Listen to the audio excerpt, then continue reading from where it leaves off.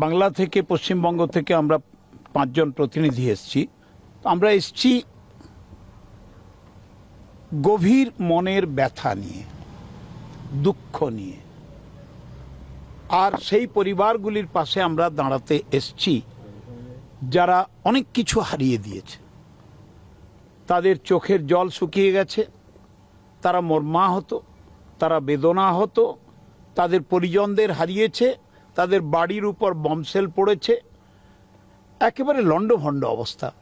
যেখানেই সেলিং হয়েছে তার চারিদিকে 4-5টা বাড়ি উড়ে চলে গেছে, দাগ লেগে গেছে। Such a painful situation. আমরা তাদের দুঃখের সঙ্গে এক হতে এসছি, তাদের ভালোবাসা জানাতে এসছি, সহমর্মিতা জানাতে এসছি। আমাদের সর্বোচ্চ নেত্রী মমতা বন্দ্যোপাধ্যায় আমাদের পাঠিয়েছেন।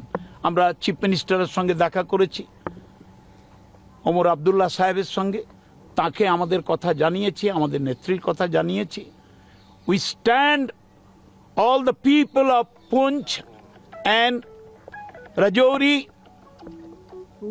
Puri, Uri, all the places where the attack was occurred.